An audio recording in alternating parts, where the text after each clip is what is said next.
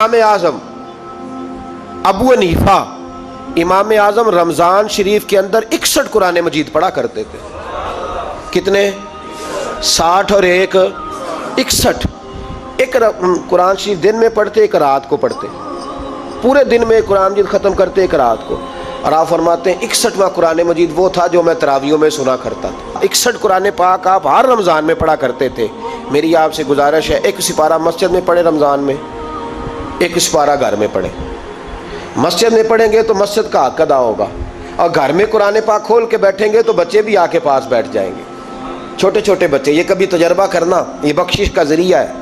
जब आप बच्चों की माँ सवेरे सवेरे बड़ा अच्छा दुपट्टा लेके और मुसल्ला बिछा के और कुरान मजीद की रेल रख के और फिर उसको खुशबू लगा के जब खोलती है ना, तो उसकी जो 2-2.5 साल की बच्ची होती है वो भी कहीं से दुपट्टा ढूंढने लग जाती है। वो भी दुपट्टा लेके आती है और दाएं बैठती है। उसका जो 4 साल का बच्चा होता है ना, अगर अब्बा बैठा है तो 4 साल का बच्चा भी कहीं से टोपी ढूंढ के लाता है। उसे पढ़ना नहीं आता, लेकिन वो भी आके ना सिपारा लेके बैठ जाता है।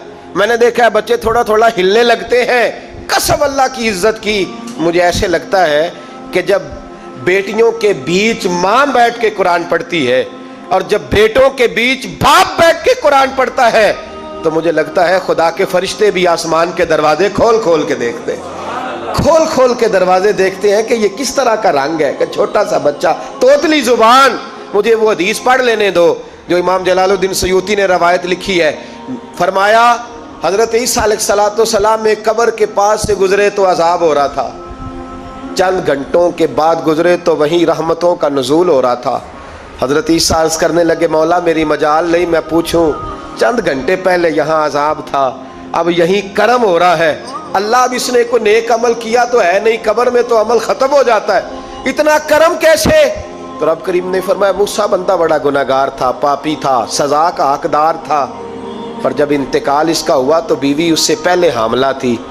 इसके इंतकाल के 2-4 महीने बाद बच्चा पैदा हुआ, फिर उस बीबी ने बच्चा पाला। आज 4.5 साल का बच्चा मकतब गया है, उस्ताद ने बिस्मिल्लाह शरीफ पढ़ाई है। इसके बच्चे ने तोतली ज़ुबान पे कहा बिस्मिल्लाहिर्रहमानिर्रहीम। तो मुझे हया आई है कि इस बेचारे को भी लफ्ज़ नहीं अदा करने आते, ज़मीन पर बैठकर ये तोतली ज़ुबान से मुझे रहमान और रहीम कहे और मैं इसके बाप को सज़ा दूँ। बस बच्चे ने एक दफ़ा बिस्मिल्लाह पढ़ी है, मैंने बाप के सारे गुनाह माफ़ फरमा दिए। मेहरबानी करो, एक सिपारा घर में, एक सिपारा मस्जिद में, ये ज़रूर आपने रूटीन बनानी है। मस्जिद में पढ़ेंगे तो मस्जिद का हक अदा होगा, घर में पढ़ेंगे तो बच्चे भी पढ़ेंगे। और तीसरा सिपारा वो है जो आपने तरावी में सुनना है। तो कितने सिपारे हो गए एक दिन में? 3। तो रमज़ान में कुल कितने हो गए? 3 कुरान पाक। कितने कुरान पाक जी? 3 कुरान मजीद। एक सिपारा दिन में, एक रात में, तो आपका 10 दिन के अंदर इंशाअल्लाह कुरान पाक ख़त्म हो जाएगा। करेंगे इंशाअल्लाह ताला। ये ज़हन बनाए, ये ज़ौक़ पैदा करें, और कुरान पाक का एक हरफ पढ़े तो अल्लाह 10 नेकियां देता है, और रमज़ान शरीफ में 70 गुना बढ़ जाती हैं। तो अब ज़रा ज़रब दे लो, बात कहाँ जाएगी? तो रमज़ानुल मुबारक में कुरान पाक से, मैंने कहा कोई अखबार ना देखो, कुछ ना देखो, सारा दिन बस कुरान पाक देखो, सारा दिन कुरान मजीद पढ़े, कुरान पाक से दिल लगाएं।